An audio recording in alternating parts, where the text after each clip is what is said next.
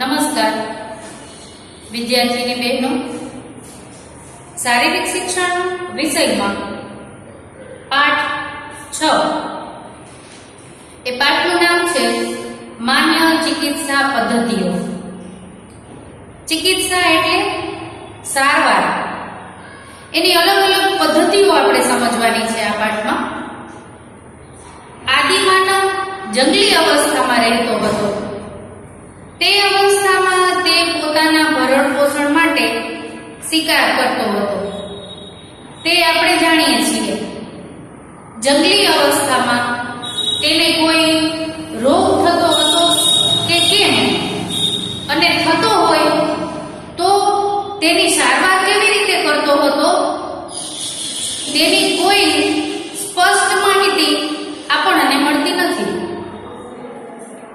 ભારતમાં હજારો વર્ષથી આયુર્વેદિક સારવાર થતી આવી છે.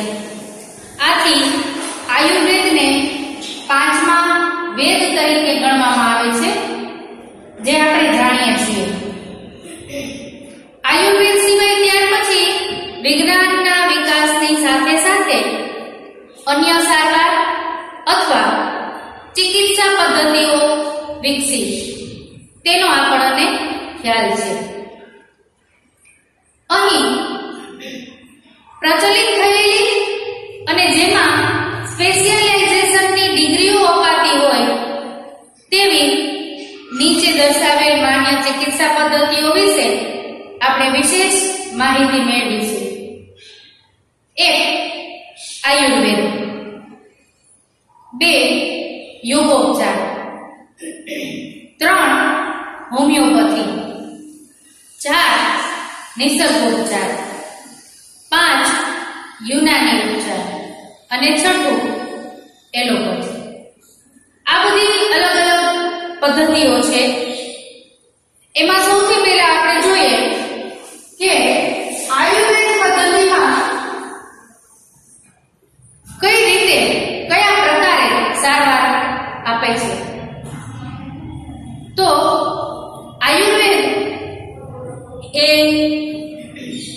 લગભગ 5000 વર્ષ પહેલા આપણા ઋષિ મુનિઓ દ્વારા આયુર્વેદની વેદોક્ત ચિકિત્સા પદ્ધતિ શોધી કાઢવામાં આવી હતી. આયુર્વેદ મુજબ આપણા શરીરમાં વાયુ, પિત્ત અને કફની વિષમતા થાય, એટલે કે તે વધે અથવા ઘટે ત્યારે શરીરમાં ગમે તે રોગ ઉત્પન્ન થાય.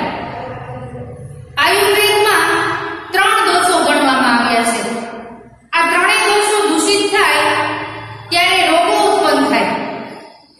વાતથી લગભગ 80 રોગ, પિત્ત દોષથી 60 રોગ અને કફ દોષથી 40 જેટલા રોગ થાય છે.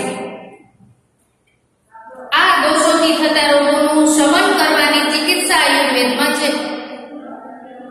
આયુર્વેદ ચિકિત્સા પદ્ધતિ જૂની શરદી, જીર્ણતા, પ્રમેહ, મેદ તથા સોરિયાસિસ અને ચર્મ રોગ જેવા રોગો માટે અક્ષીર પુરવાર થયેલ છે. આયુર્વેદ સંપૂર્ણ ચિકિત્સા પદ્ધતિ હોવાના કારણો આ પ્રમાણે છે. 1. તે પ્રાકૃતિક ચિકિત્સા પદ્ધતિ છે. 2. રોગોને જડમૂળથી કાઢે છે અને નવા રોગો ઉત્પન્ન થવા દેતી નથી. 3. સંપૂર્ણ આડઅસર વિનાની નિર્દોષ ચિકિત્સા પદ્ધતિ છે. અને 4. સંપૂર્ણ રીતે રોગ અને રોગીનું નિરીક્ષણ કરે છે. સૌથી પહેલા આપણે જોઈએ ચિકિત્સાના પ્રકાર. આયુર્વેદ ચિકિત્સાના 2 પ્રકાર છે, શોધન અને શમન. શોધનમાં પંચકર્મ આવે છે, જેમાં વમન, વિરેચન, બસ્તી, નસ્ય અને રક્તમોક્ષણનો સમાવેશ થાય છે.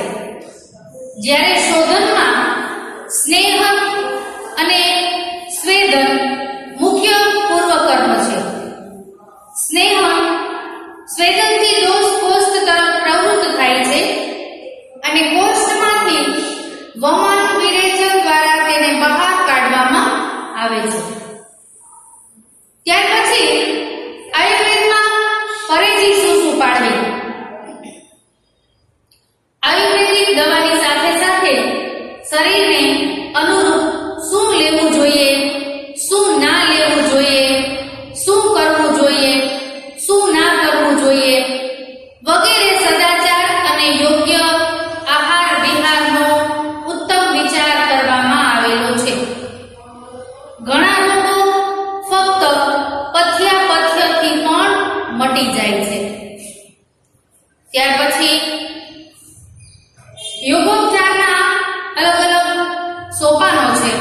એ જાણીએ. 1. બ્રહ્મચર્ય, આસન અને મુદ્રા, પ્રાણાયામ, ઉપવાસ, સદવિચાર, સદાચાર. તો હવે સૌથી પહેલા જે આપેલું છે કે બ્રહ્મચર્ય. તો બ્રહ્મચર્ય એ યોગોપચારનો પાયો છે. રૂગ્ણાવસ્થા એટલે માંદગીમાં વિષય ભોગ ભોગવવાથી શારીરિક અને માનસિક નિર્બળતા વધી જાય છે. તેથી યોગોપચારનો આશરો લેનારે બ્રહ્મચર્ય પાળ્યું હોય તો જ રોગ મટી શકે છે. બ્રહ્મચર્યના પાલન માટે યોગ્ય આહાર વિહાર, સોબત વાંચન અને સપ્રમાણ જીવનચર્યા એ અત્યંત જરૂરી છે. ત્યાર પછી બીજા ક્રમે છે આસન અને મુદ્રા. તો રોગી અને નિરોગી માટે આસન અને મુદ્રા અતિ ઉપયોગી છે. આસનોથી રોગી અવયવોને નિરોગી બનાવી શકાય છે તેમજ મનને કાબૂમાં રાખી શકાય છે. આસન અને મુદ્રા કરતી વખતે આપણા મસ્તિષ્કના વિવિધ કેન્દ્રો ક્રિયાશીલ બને છે અને તેનાથી સ્વાભાવિક આરોગ્ય પ્રાપ્ત થાય છે. વળી અંતઃસ્ત્રાવી ગ્રંથિઓ સક્રિય થાય છે તેથી શરીરમાં સ્ફૂર્તિ આવે છે અને મન પ્રસન્ન થાય છે. ત્યાર પછી ત્રીજા ક્રમે છે પ્રાણાયામ. હવે પ્રાણાયામ યોગનો પાયો જ પ્રાણાયામ છે. પ્રાણાયામથી આપણા ફેફસા દ્વારા વધારે માત્રામાં ઓક્સિજન પહોંચતા ઝડપથી રક્ત શુદ્ધિ થાય છે. પ્રાણાયામ દ્વારા શરીરમાં નવચેતના પેદા થાય છે. તેનાથી મનની અસ્વસ્થતા અને તનની જડતા દૂર થાય છે. પ્રાણાયામથી થતી રક્ત શુદ્ધિને કારણે આપણા લોહીમાં વિષાણુઓનો નાશ કરવાની શક્તિ વધે છે. ત્યાર પછી ના ક્રમે છે ઉપવાસ. ઈચ્છાપૂર્વક કરેલા ઉપવાસથી શારીરિક સંશુદ્ધિ થાય છે. અત્યાહાર કરી રોગના ભોગ બનવા કરતા મિતાહાર બની આરોગ્ય ભોગવવું એ બુદ્ધિમત્તાની નિશાની છે. ઉપવાસના ઉદ્દેશ્યમાં મનોનિગ્રહ, ઇન્દ્રિય દમન, અનશન, અત્યાહાર, મિતાહાર વગેરે આવી જાય છે, જેમાં તન અને મનની વિશુદ્ધિ એ મુખ્ય છે. સદવિચાર તો કુવિચાર રોગનું બીજ છે અને સુવિચાર આરોગ્યનું બીજ છે. સદાચાર તો સદાચાર એટલે સત વત્તા આચાર. સત શબ્દ સત્યનો વાચક છે જ્યારે આચાર શબ્દ વર્તનનો વાચક છે. તેથી જે વર્તન દ્વારા સત્યની પ્રાપ્તિ થાય તેવા વર્તનનું નામ સદાચાર. સદાચાર વ્યક્તિને આત્માભિમુખ કરે છે, સત્સંગ